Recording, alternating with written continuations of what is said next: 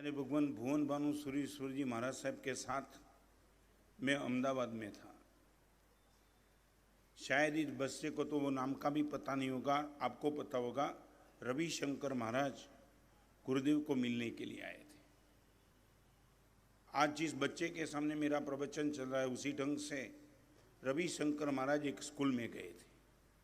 बच्चे लोगों का मन निर्दोष रविशंकर महाराज के पास ऑटोग्राफ मांगा सबने। एक छोटी सी बात रविशंकर माने लगाई, मैं ऑटोग्राफ तो देता हूँ, मगर बच्ची को कहा कि तुम्हें कुछ प्रतिज्ञा करनी पड़ेगी, कुछ जीवन में त्याग करना पड़ेगा। एक छोटी बच्ची थी। रविशंकर माँ को उसने बोला, दादा मैं क्या करूँ, चाय छोड़ दे। ये रविशंकर माँ ने मेरे गुरुदेव के सन्मुख जब ये प्रसंग का तब मैं उपस्थित था और बच्ची ने चाय छोड़ दी। रविशंकर माँ ने ऑटोग्राफ कर दिया।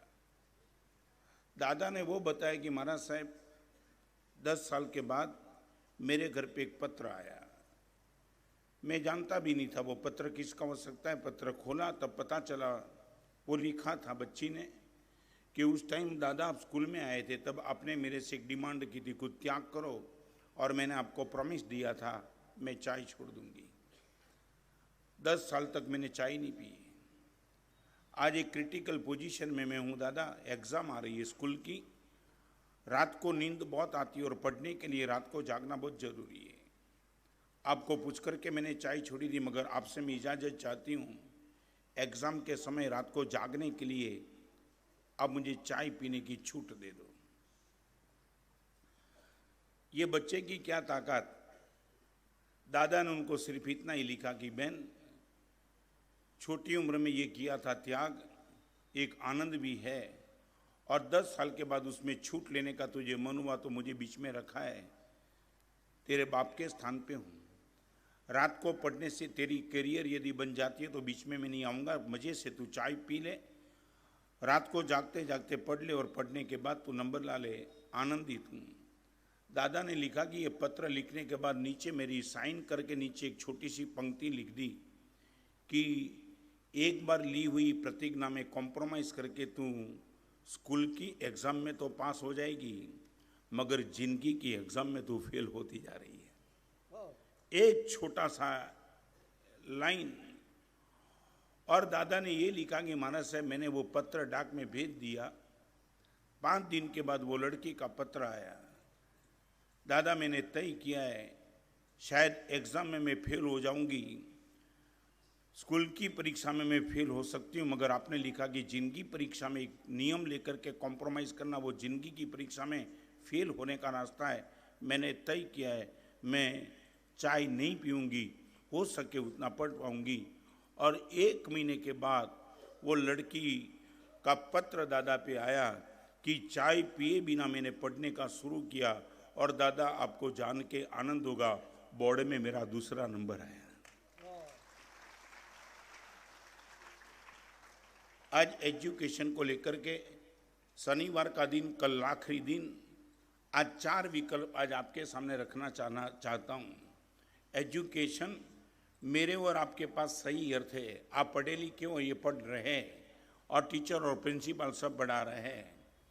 मेरे जीवन की बात, आपके जीवन की बात, उन लोगों के जीवन की बात, आप सबके जीवन की बात, इस 4 चीज में आ जाती है। Number 1, well educated. एजुकेटेड नहीं, एजुकेटेड के आगे एक उपाधि लगाई है, वेल एजुकेटेड। एजुकेटेड और वेल एजुकेटेड के बीच में एक थोड़ा सा डिफरेंस है। अकेली शिक्षा मिल जाए वो एजुकेटेड, और शिक्षा के साथ संस्कार मिल जाए उनका नाम है वेल एजुकेटेड। आज आपको पूछना चाहता हूँ, पूरी की पूरी स्कूल की व्यवस्था फ्रॉम KG टू लेकर MBA तक, या आप जो पढ़े उसमें शिक्षा की बात ही आई कि संस्कार की बात भी आई? आज क्या है? और मैंने और आपने जो पढ़ा उसमें क्या है? निखिल भाई, क्या हमने जो पढ़ा वो अकेले शिक्षा की बात थी कि शिक्षा के साथ संस्कार। करीबन 30, 40, 50 साल पहले की बात समझ लो तो शिक्षा के साथ संस्कार कहीं ना कहीं तो था। आज धीरे धीरे शिक्षा का ग्रोथ बढ़ते चला, संस्कार का ग्रोथ धीरे धीरे डाउनफॉल नहीं, करीबन खत्म हो गया। आपको पूछना चाहता हूं, आपका बेटा शिक्षित बने उसमें रस है, नो डाउट, मगर शिक्षित बनने के पहले संस्कारी बने, वो बहुत जरूरी है। यदि अकेला शिक्षित बन गया और संस्कार उनके जीवन में गायब हो जाएगा तो वो पूरे जीवन को, खुद को, परिवार को, सबको डिस्टर्ब करके बैठेगा। आपको पूछना चाहता हूं, वेल एजुकेटेड, कभी कभी आज वो उनकी पहचान दीपक भाई अलग ढंग से, मालूम है 2-3 डिग्री लेकर के आते हैं, उनको बोलता है हमारा से भी इज वेल एजुकेटेड। आप वो वेल शब्द की मजाक मत करो। वेल का अर्थ है अकेला शिक्षण, वो एजुकेटेड, और संस्कार के साथ शिक्षा, वो है वेल एजुकेटेड। आपको पूछना चाहता हूं, मेरी बात बताऊं, मैं जब मैं पहली क्लास में था, संस्कार क्या हो सकता है, टीचर की क्या लेंथ हो सकती है, यू कांट बिलीव। इनके पास ये ताकत, पहली क्लास, तब केजी नहीं थी, और मदर टंग में ही अभ्यास होते जा रहा था। वो टाइम मैं गुजराती में था, और पहली क्लास के टीचर ने सिर्फ इतना बताया कि 2 और 2 4 होता है। अभी this is universal truth, you can't challenge him. आप ये पूछो महाराज साहब 2 और 2 4 ही क्यों होता है, इनका कोई जवाब नहीं है ना। It is nature, it is rule. एक बाप आप बेटे के साथ जा रहा था, तो बेटे ने वो पिताजी को उसने पूछा, father why the trees are green. बगीचा में गया था और पूरे ग्रीनरी को देख करके उसने, बेटे ने बाप को पूछा, father why the trees are green, और बाप ने जवाब दिया, because they are green. Why the trees are green, because they are green. आग गर्म क्यों है, क्योंकि वो गर्म है। पानी ठंडा क्योंकि वो ठंडा है। 2 और 2 4 जब पढ़ाया मैथमेटिक्स में, मेरी बगल में बैठने वाला छोटा लड़का निर्दोष, उसने टीचर को प्रश्न पूछा, सर 2 और 2 4 ही क्यों होते। आज संयम जीवन के 45 साल के पर्याय में भी यदि आप मुझे पूछो कि 2 और 2 4 ही क्यों होते, तो मुझे यही कहना पड़े, 4 क्यों होते उनका जवाब नहीं, 4 ही होते उनका कोई जवाब नहीं है, क्यों। मगर वो टीचर उनकी लेंथ क्या हाइट पे लेकर के बैठे थे, उसने ये कहा, तेरा प्रश्न बहुत बढ़िया है। मेरी उम्र आज 64 साल हुई, 59 इयर्स पहले टीचर ने जो जवाब दिया था, वो आज स्कूल, वो बेंच, वो टीचर का चेहरा, सब आज आंखों के सामने है। और वो टीचर ने जवाब दिया, तेरा प्रश्न तो बहुत बढ़िया है। अभी मैं तुझे बताना चाहता हूँ 2 और 2 4 ही क्यों होते। देख, तू जब मेरे जैसा बड़ा होगा ना, इस क्लास में बैठने वाले सब लड़के को बोलता हूँ, आप जब मेरे जैसे बड़े होंगे ना, तो बाजार में जाना पड़ेगा, पैसा लेना भी पड़ेगा और पैसा किसी से देना भी पड़ेगा। और अभी तेरे प्रश्न का मैं जवाब दे रहा हूँ, 2 और 2 4 क्यों होते। इनका जवाब ये है कि आने वाले दिनों में जब तू बाजार में जाए और बाजार में किसी से पैसे लेने का मौका आ जाए, तब तू 2 और 2 गलती से 5 न ले ले, इसलिए 4 होता है। और देते वक्त तू 2 और 2 3 न दे दे, इसलिए 4 होता है। क्या जवाब था। सामने वाले के पास पैसे लेते वक्त तू गलती से 2 और 2 5 न ले ले, इसलिए 4 होता है। और देते वक्त तू 2 और 2 3 न दे दे, इसलिए 4 होता है। आपको मैं बताऊं, 2 और 2 4 होता है, उनको मैं शिक्षा कहता हूं, और 3 और 5 नहीं होते, उनको मैं संस्कार कहता हूं। आपको पूछना चाहता हूं, आज जो स्कूल की पढ़ाई चल रही है उसमें शिक्षा की बात तो बहुत है, संस्कार की बात का, वेल एजुकेटेड। आपको पूछना चाहता हूं, क्या मेरा साधु कितना भी पढ़े मगर वो संस्कार नहीं होगा, आपको मालूम नहीं है। निखिल भाई, मैं आपको बताऊं, हमारे वहां तो एक व्यवस्था है कि किसी भी साधु को पढ़ाते पढ़ाते पढ़ाते पढ़ाते लगे उनको ये पढ़ाई जम न रही है, संस्कार के सामने वो उद्धत हो रहा है, विनय के सामने अभिनय हो रहा है, समर्पण के सामने अहंकारी पैदा हो रहा है, आप विश्वास नहीं कर पाएंगे। हमारे वहाँ उनको पढ़ाने की मनाही है, स्ट्रिक्टली प्रोहिबिटेड। उनको बोल देंगे तू अभी पढ़ने के क्षेत्र में नालायक है। आपके पास ये व्यवस्था। हमारे वहाँ कितनी 50 साल का दीक्षा जीवन पाने वाला भी यदि लगेगा कि ये पढ़ने के बाद और बेकार होने जा रहा है, वो गुरु के खिलाफ बोल रहा है, साधु के खिलाफ बोल रहा है, अनब सनब भाषा बोल रहा है, लगेगा उनको पढ़ाई जमी नहीं है, तो 1 मिनट में गुरु उनको बोलेगा तेरी पढ़ाई अब से बंद होगी। क्यों? शिक्षा के क्षेत्र में आगे बढ़ने के बाद संस्कार के क्षेत्र में दिवाला निकल जाएगा, उनको शिक्षा देने वाला पाप करता है। आपको मैं पूछना चाहता हूं, शिक्षा मस्ट की संस्कार मस्ट? नंबर 1 किसको देंगे? इंजन कौन और डिब्बा कौन? एक गाड़ी चलती है, तुम 2 डिब्बी लगाओ, 4 लगाओ, 12 लगाओ, 14 लगाओ, 25 डब्बा लगाओ, डब्बा लगाने का कोई विरोध नहीं, इंजन तो चाहिए। मैट्रिक पढ़ाओ, एमबीए पढ़ाओ, सीए पढ़ाओ, डॉक्टर बनाओ, आप कुछ भी क्षेत्र में उनको आगे ले जाओ, जहां तक ले जाने वाला, मगर संस्कार का इंजन नहीं रहेगा, ये अकेले डिब्बे क्या करेंगे? आपको पूछना चाहता हूं, आप डिब्बे किन के मानते हो और इंजन किन को मानते हो? आपको पूछना चाहता हूं, क्या आपके बेटे को जिस लाइन में लेने के लिए जा रहे हो, आपको पूछना चाहता हूं, फिर से रिपीट करता हूं, आप इंजन किसको मान रहे हो, डिब्बे किन को मान रहे हो? हाँ, संस्कार इंजन अब हृदय से मान रहे हो? और आपको लगे हमारा से बिना इंजन का डिब्बा तो आगे ले जाना ही नीचे, और होगा क्या? डिब्बे की खुद की ताकत आगे जाने की नहीं, इंजन का यदि ताकत नहीं रहेगी, इंजन का पावर नहीं रहेगा, डिब्बे अपने आप से रुक जाएंगे। हमारे वहां आपने सुना नहीं, ये स्थूलीभद्र स्वामी का दृष्टांत आता है, उनको भी लगा कि थोड़े अभी वो थोड़े बुद्धि में थोड़ा उनका प्रदर्शन करने के लिए जा रहे, गुरुदेव ने उनको भी रोक दिया, आगे नहीं बढ़ाऊंगा स्थूलीभद्र स्वामी को। तो मैं कौन हूं? आपको कभी लगा कि आपके बेटे ने पढ़ने के बाद आपके सामने वो होने लगा है, बाप के सामने, माँ के सामने, परिवार के सामने, समाज के सामने अनब सनब बोल रहा है, आप निखिल भाई ताकत है बेटे को स्कूल में उठा लेंगे? आपको लगेगा ये पढ़ने के बाद बेटा बेवकूफ बनने जा रहा है तो कॉलेज में से उठा लेंगे, आप बोलेंगे कि अभी तुझे पढ़ना नहीं है?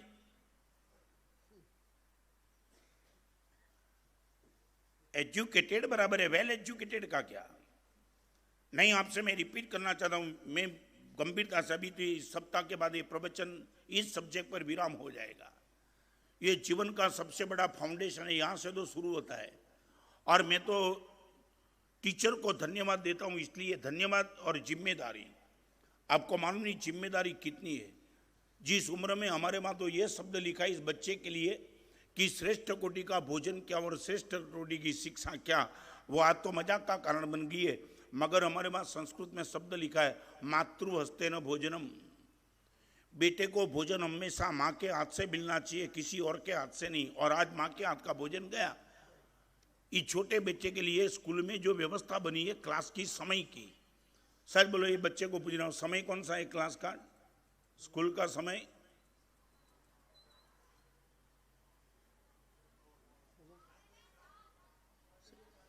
सात बजे से लेकर 7 से 12। ओके, शायद वो घर में जाकर के परिवार के साथ भोजन करते होंगे, मगर अभी स्कूल का भी जो समय हो चुका है, मातृ हस्ते न भोजनम, ये व्यवस्था थी, व्यवस्था। बेटे को भोजन हमेशा माँ के हाथ से मिलना चाहिए, वो एक ताकत थी।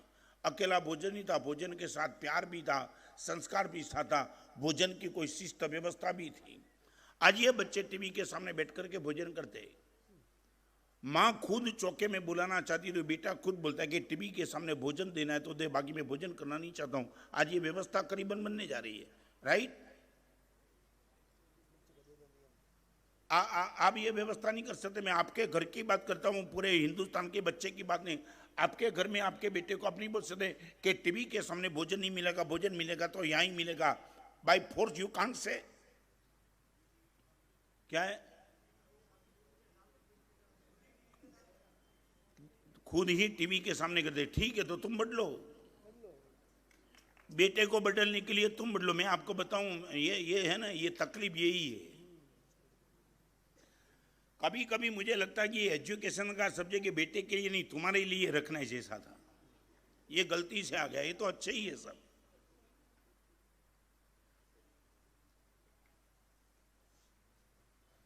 माटुंगा के 2 लड़के, हाँ, माटुंगा के 2 लड़के मलाड की शिविर में आए और वहां माता पिता के उपकारों की बात चल रही। गुरुदेव ने इतना बताया, माँ बाप के प्रति उपकार का भाव। वो दोनों भाई थे और भाई ने तय कर लिया कि घर पे जाकर के पिताजी को नमस्कार करेंगे। और जैसे ही पिताजी को नमस्कार करने के लिए झुके तो पिताजी ने बोला कि आज क्या है? माने नमस्कार करने का भी कोई पर्टिकुलर दिन होता है जब बेटे को बाप से कुछ मिलता है, समझे नहीं? तो बाप ने बोल दिया आज क्या है? तो बेटे ने बोल दिया पिताजी कुछ नहीं है, गुरुदेव के प्रवचन में गए थे, शिविर में गए थे, वहां सुना आपका बहुत उपकार है और इसलिए आपके चरण में झुकने का एक तय किया है। जब से दिन की शुरुआत होगी आपके चरण में झुके बिना हमारा दिन शुरू नहीं होगा। और बाप स्तब्ध रह गया। यंग अपने दोनों बेटे जो कॉलेज में पढ़ते थे, वो कॉलेज में पढ़ने वाले बेटे को नमस्कार लेने के पहले बाप ने सिर्फ इतना कहा, 2 मिनट के लिए रुक जाओ। 2 लड़के बोल रहे, पिताजी मैं आपके चरण में हम झुकने के लिए, आप ये बोलते 2 मिनट के लिए रुक जाओ, क्यों? तब बाप ने सिर्फ इतना ही कहा, तुम मेरे चरण में झुकते हो, मगर अपने घर में मेरी माँ भी है, उनके चरण में मैं पहले झुकूंगा, फिर तुम मेरे चरण में झुको। और वो बाप ने बताया कि महाराज साहब, मेरी माँ को नमस्कार करने का मेरे बेटे ने मुझे सिखाया। आप यदि ये चाहते हो इस बच्चे को टीवी देखते देखते भोजन करने से आप यदि मुक्त करना चाहते हो, बिगिन आप शुरू करो। सच आप मजाक से बोलते हो कि सही बोलते हो पीयूष भाई? आप भी टीवी के सामने ही भोजन करते हो, माने मजाक है कि सही है?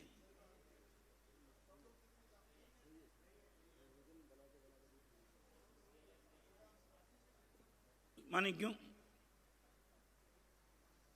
ये क्यों नहीं जानना चाहते हो? क्यों? क्या है? समय टीवी छोड़ दो या तो भोजन छोड़ दो, फिर अर्थी निकलेगी जल्दी। समय नहीं है, बोलो। और ये माँ को भी मैं बोलना चाहता हूँ, ये चौके में भी ये रसोई बनाते बनाते टीवी देखती है। ये भी कोई शालीन नहीं है। चप्पल पहन के अभी तो क्या क्या नहीं करेगी। अभी तुम ये तुम्हारी कथा या मत करो यार।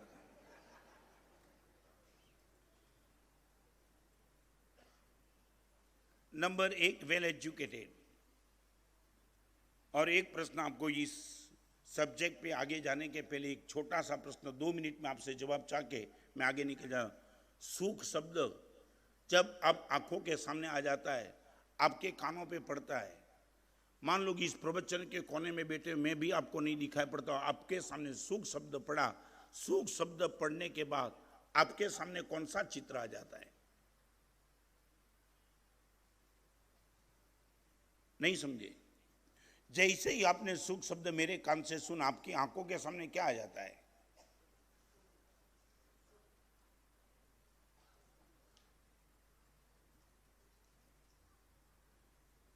मैं रिपीट करूं क्या?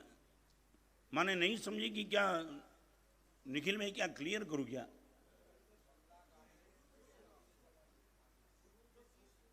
सुख शब्द जैसे ही आपकी आंखों के सामने आता है, आपकी आंखों के सामने चित्र क्या आ जाता है? मैं बताऊं, आप नहीं बताओ। और ये प्रवचन के लिए बहुत जरूरी था। 4 चीज आप मानते हो, 4 चीज हम मानते हैं। आपकी आंखों के सामने जब भी सुख शब्द आता है, तब आपकी आंखों के सामने 4 चीज आ जाती है। एक संपत्ति आती है, नंबर 2 सफलता आ जाती है, नंबर 3 सौंदर्य आता है, और नंबर 4 सत्ता आती है।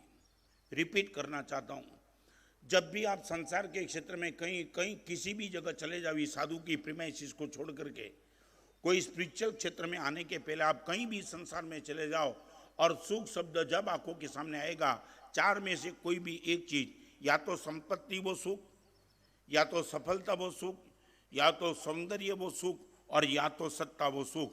इस 4 को छोड़ के शायद आपके पास 5वें नंबर का शब्द नहीं है। अभी मैं मेरी बात करना चाहता हूं। मेरी बात माने परमात्मा की बात। हमारे पास सुख शब्द जैसे ही आंखों के सामने आता है, 4 अलग चीज आती है। नंबर 1 संतोष आता है, नंबर 2 समाधि आती है, नंबर 3 संस्कार आते हैं, और नंबर 4 शर्म आती है।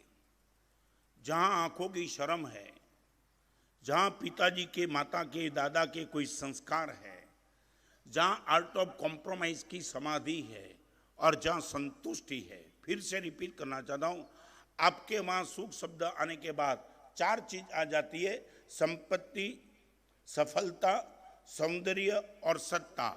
हमारे वहां जब सुख शब्द आंखों के सामने आता है, 4 चीज आती है। नंबर 1 संतोष, नंबर 2 बोलो, नंबर 2 समाधि, नंबर 3 संस्कार, और नंबर 4।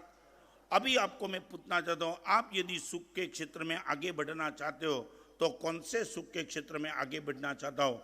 आपके क्षेत्र में या हमारे क्षेत्र में? नहीं, ये बात बिल्कुल जरूरी है, इसलिए आगे की बात करना चाहता हूं। ये जो एजुकेशन पे मैंने प्रवचन शुरू किया है, वो 4 सुख का मैं विरोधी नहीं हूं।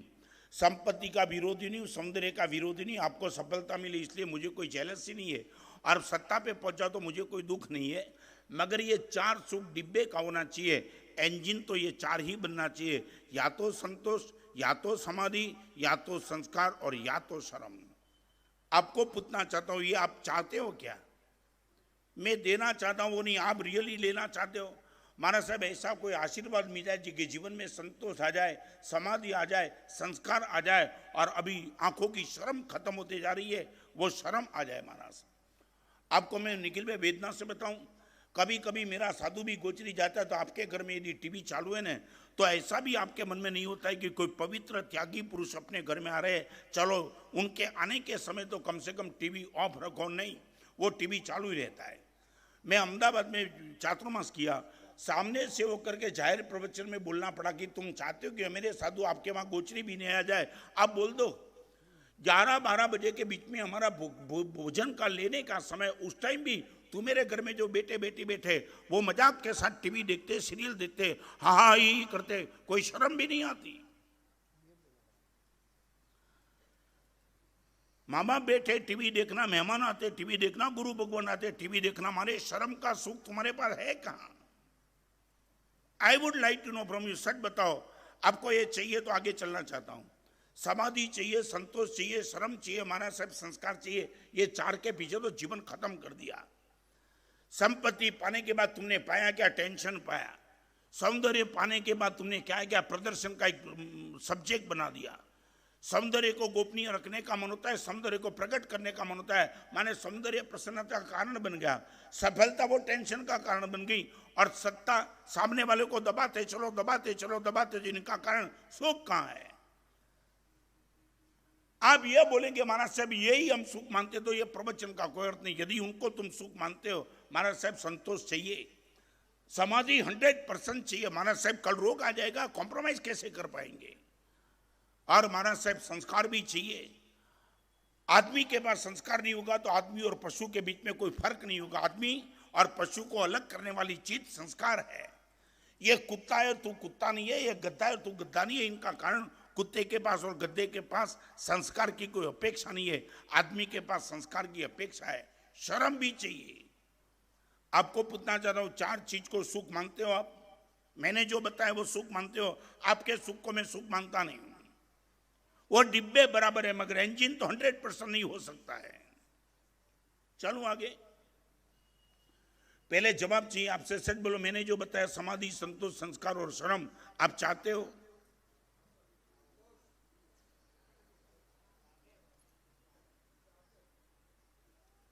आगे चलो।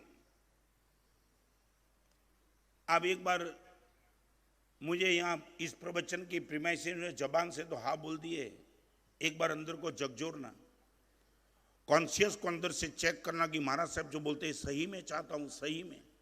और एक बात बताऊं, आपने जिसको चार चीज मानी ना वो पराधीन है, और मैंने जो चार चीज बताई वो स्वाधीन है। रिपीट, आपने जो सुख का नाम बताया वो सब पराधीन है। पराधीन माने it is not your on your hand. आप चाहो तब संपत्ति नहीं मिल सकती है, आप चाहो तब सफलता नहीं मिल सकती है, चाहने के बाद भी सौंदर्य आपके पास नहीं आ सकता है, और चाहने पर भी सत्ता आपको नहीं मिल सकती है। आपने जो चार चीज को सुख माना वो सब सुख पराधीन है, और मैंने जो सुख बताया वो सब सुख स्वाधीन है।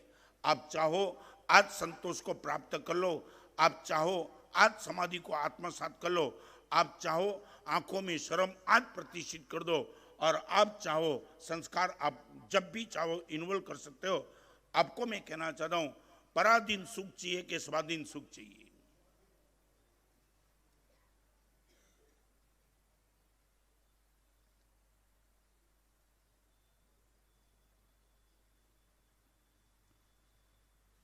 No answer.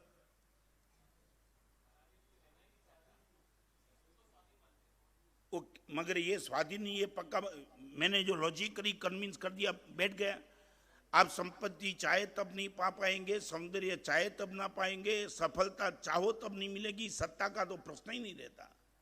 और मैंने जो चार चीज बताए वो आपके हाथ में, जब चाहो तब, दोपहर को, रात को, 12 बजे, जंगल में, वन में, कहीं भी। आप बोलो संतोष चाहिए, यू हैव। समाधि चाहिए, यू हैव संस्कार, यू हैव संस्कार, शर्म यू हैव। तो आपको पूछना चाहता हूं, जो आपके बस में नहीं है वो चाहिए या जो आपके बस में वो चाहिए?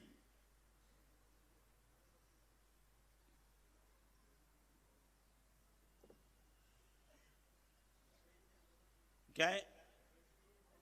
डब्बे भी एक बार, अकेले डब्बे और अकेले इंजन में सबसे टॉप प्रायोरिटी किन की? डब्बे और इंजन दोनों आ जाए तो बराबर, मगर दो में से एक कोई चुनना है तो तुम क्या चुनेंगे? आपको मालूम, एक बार बताऊं, बिना इंजन के जो डब्बे होते हैं उनके नीचे लोग लेटरिन जाते हैं। अब ये कल नहीं है दीपक भाई जी, डब्बे इंजन से जुड़ेंगे नहीं, वो यार्ड में पड़े रहते, तुमने देखे नहीं है क्या? हाँ, पीयूष भाई कहाँ पड़े रहते? वो यार्ड में पड़े रहते हो, लोग लेटरिन जाने के लिए उनका उपयोग करते हैं, इंजन तो जुड़ा नहीं। और एक बात बताए, इंजन से जुड़ के डब्बे के नीचे कोई लेटरिन जाने का जोखम नहीं करेगा, वो बोलेगा साला कब शुरू हो जाएगा मालूम नहीं। अभी बोलो क्या चाहिए? इंजन चाहिए कि डिब्बा चाहिए?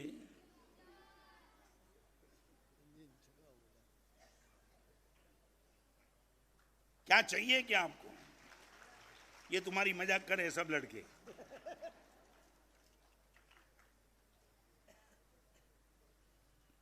एक बात बताऊं निखिल भाई, एक आदमी के घर वहां रात को चोर आया, चोर, और चोर आया ना, चोर बड़ी चुपकी से आया था, उसने सोचा था कि कोई आवाज ना आ जाए तो अच्छा, फिर भी चोर चोर था, आवाज आ गई, और आवाज आ गई तो जिसके गांव चोरी था ना वो जाग गया, और बिल्कुल बाजू में स्विच बोर्ड था, उसने स्विच ऑन कर दिया, और चोर तो उसको देख के भागने लगा। उसने बोला भागने की कोई जरूरत नहीं, अपने घर में तू चोरी करके आया, एक बात बताऊं, इस घर में तुझे कुछ मिल जाए तो मुझे भी बताना, मुझे दिन के उजाले में मिला नहीं, तुझे रात को कुछ मिल जाए तो मैं चाहता हूं।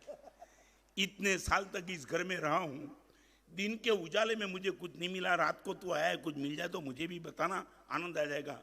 सच बताऊं, तुमने दिन के उजाले में भी कुछ पाया नहीं, रात को तुम्हें क्या मिलेगा? एनालिसिस कर दो जिंदगी का, 50 साल तक तुम्हारे पास, सच बताऊं, एडजस्टमेंट को छोड़ के तुम्हारे पास कुछ नहीं है। एडजस्टमेंट समझे? एडजस्टमेंट समझे क्या?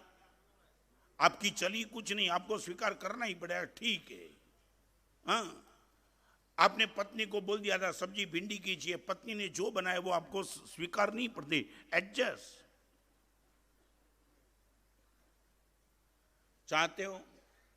आपको बताऊं, साधु के पास सबसे बड़ा सुख यदि कोई है तो सत्ता, संपत्ति, सौंदर्य और सफलता का नहीं है, वो सुख है समाधि का, संतोष का, शर्म का और संस्कार का। आज ये टीचरों को भी मैं ये कहना चाहता हूं, इस बच्चे को तुम ये 4 सुख सबसे पहले सिखा दो, सारी दुनिया ऊपर से नीचे गिर जाएगी मगर बच्चा टिक के ही रहेगा, गारंटी के साथ। शर्म वाला बच्चा कभी बेशर्मी करेगा, संस्कार वाला कभी लड़का कहीं इधर उधर जाएगा, समाधि वाला बच्चा कभी सुसाइड करने की सोचेगा, और संतोष वाला बच्चा पागल होकर के पैसे के पीछे पागल बन के घूमेगा, never. Number 1 well educated, number 2 well reported. आपको कहीं रिपोर्ट पेश करना है, रिपोर्ट माने इस प्रवचन में आप आए और प्रवचन में कोई नहीं आया है, और वो आपको पूछ रहा है कि प्रवचन में तुम गए थे, कि प्रवचन में क्या लगा, कैसा लगा, प्रवचन क्या था। और आपके पास यदि यू आर वेल एजुकेटेड, आप वेल रिपोर्टेड बन के जाएंगे। रिपोर्टेड समझे ना? मैं आपको पूछना चाहता हूँ, इस सभा में बैठने वाले बच्चे को नहीं पूछता हूँ, सच बोलो, निखिल भाई प्रवचन में आए और बढ़िया आपको प्रवचन लगा, मालूम नहीं है, प्रवचन बढ़िया हो जरूरी नहीं है, मगर आपको प्रवचन बढ़िया लगा, ओके। और ये प्रवचन के बाहर जाने के पहले आपके मन में नशा आ गया, क्या प्रवचन, क्या मजा आई, ऐसा जिंदगी में कभी सुना नहीं। और बाहर निकले, जैसे ही बाहर निकले पता चला आपका 500 रुपये का चप्पल कोई उठा के ले गया। नहीं, कोई हो सकता है ना, इसमें क्या दिक्कत है, हंसने की जरूरत नहीं, होता है। अभी मैं आपको पूछना चाहता हूं, शाम के समय आपको वो आदमी मिले जो प्रवचन में आया ही नहीं था, और निखिल भाई आपको वो पूछे आज का प्रवचन कैसे रहा, वेल रिपोर्टेड।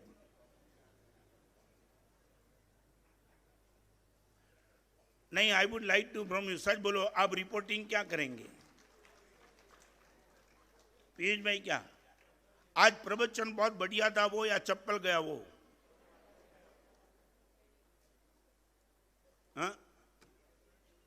थैली, प्रवचन तो अच्छा था ही क्यों बीच में आया? नहीं, अच्छा था ही, ये जरूर क्या यही बोलने की क्या जरूरत? प्रवचन टॉप था, इतना ही बोलो ना। प्रवचन बहुत अच्छा था, मगर सुनने वाला गलत आया, ऐसे तुम कैसे बोल सकते हो? नहीं, उनकी रिक्वायरमेंट थी इसलिए लेके गया। वो सुनने वाला गलत नहीं था उनको। और मालूम है, मैं बम्बई में एक चप्पल चोर को मिला था। नहीं, तुम भरोसा मत करो, मुझे सब लोग मिलते हैं। मैंने उनको बोला था, तू दूसरी सिनेमा के थिएटर में चप्पल नहीं छोड़ता। उसने बोला, महाराज साहब वो थिएटर में कोई चप्पल सब पहन के बैठते। मैं बोला, होटल में? महाराज साहब एक ही जगह है। एक बात बताऊं, चप्पल चोरने के लिए भी कोई ये प्रीमाइसिस पसंद करे ना, वो प्रवचन की भी गुडविल है। तुम नहीं समझते हो। आज तक तुमने कभी भिखारी को थिएटर के पीछे देखा? फिर से रिपीट करना चाह रहा हूं, कोई भिखारी को थिएटर के बाहर बैठ करके भीख मांगते हुए तुमने नहीं देखा होगा। भिखारी भीख मांगता है तो मंदिर के बाहर बैठ के मांगता है। उनको मालूम है कि थिएटर में जाने वाले के पास पैसा न भी मिले, मगर मंदिर में जाने वाले पैसे मिलेंगे। यह मंदिर की गुडविल है।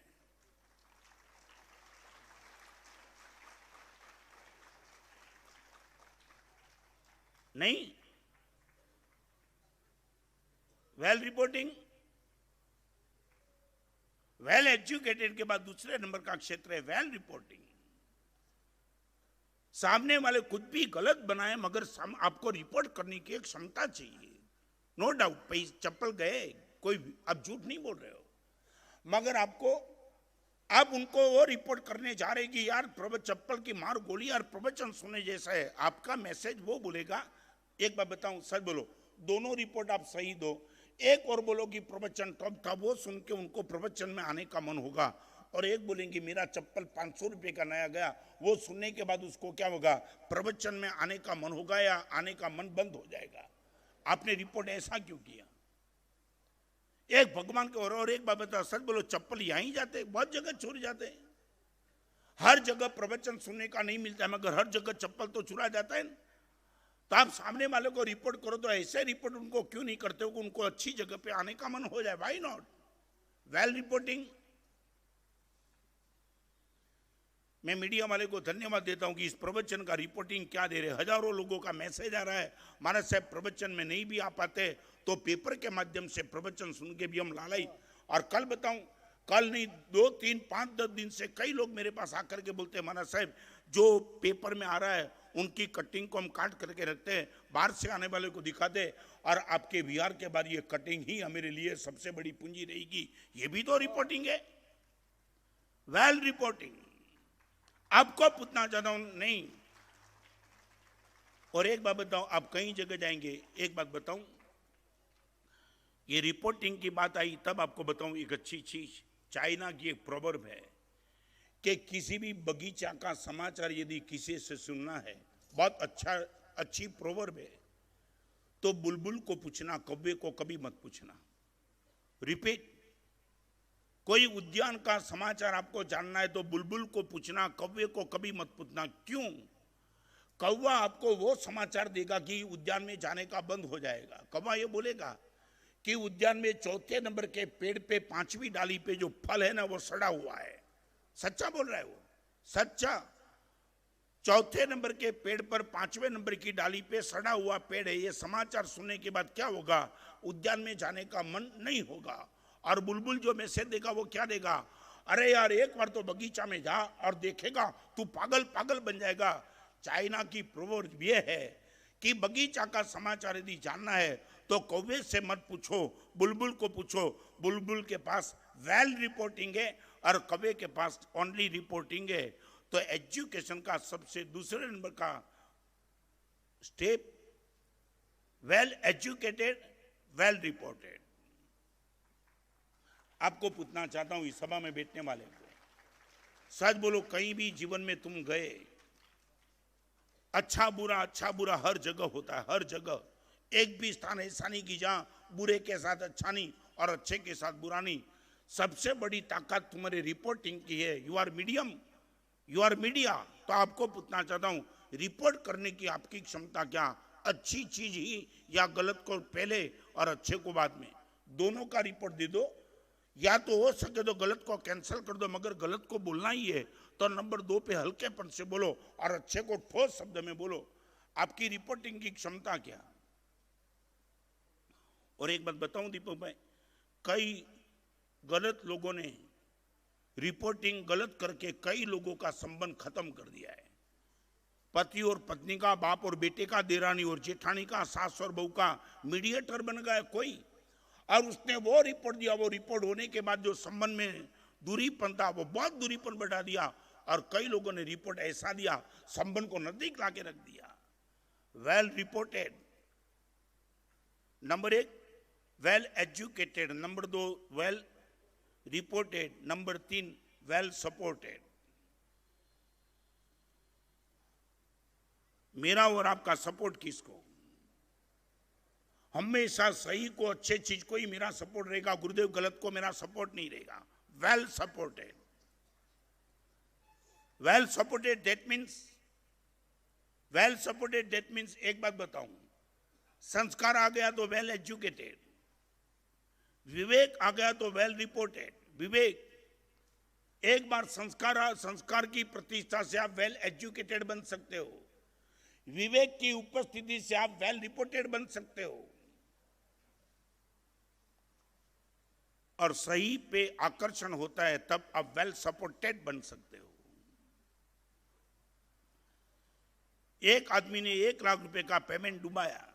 एक छोटा सा प्रश्न आपको पूछूं, आज आपने पेपर सुबह उठ करके खोला, एक जगह वो समाचार है कि 1 करोड़ का किसी आदमी ने पेमेंट डुबा दिया, और एक कोने में वो समाचार है कि 1 करोड़ का किसी ने आदमी ने डोनेशन दिया।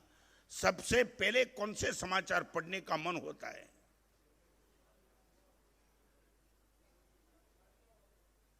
प्रभु में कौन से? हाँ,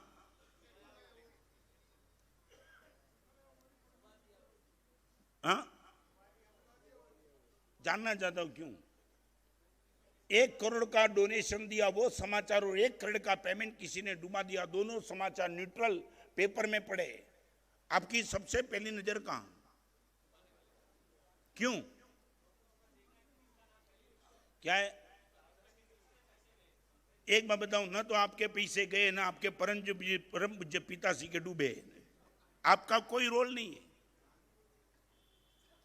क्या है? सहानुभूति। सहानुभूति उनके प्रति क्या, जिनका 1 करोड़ गया उनको फोन करके बोल देना कि 1 लाख मेरे से ले जाना। तेरा करोड़ गया, मैं करोड़ तो नहीं दे सकता हूं मगर 1 लाख दे सकता हूं, मेरी सहानुभूति तेरे साथ है, यूं बोलेंगे? यूं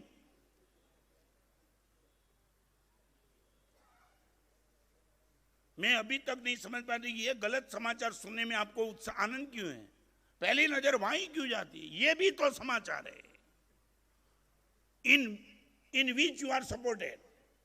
1 करोड़ का डुबा दिया, उसमें आपका सपोर्टेड कि 1 करोड़ का डोनेशन। कमाल, मेरी दुनिया में जीने वाला आदमी 1 करोड़ का डोनेशन कर सका है, really miracle. I would like to read this.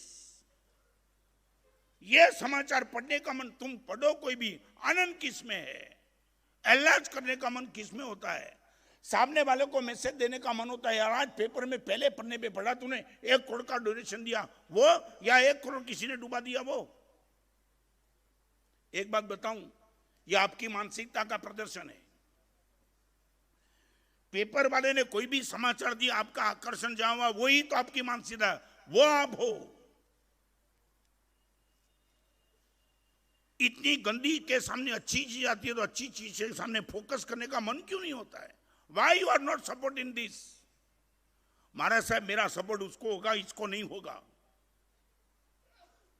आपकी कोई राय लेने के लिए आया? मेरे भाई ने मेरा पैसा डुबा दिया, तुम बोलो मैं क्या करूं, और तुम इनको पूछो तू क्या करना चाहता है।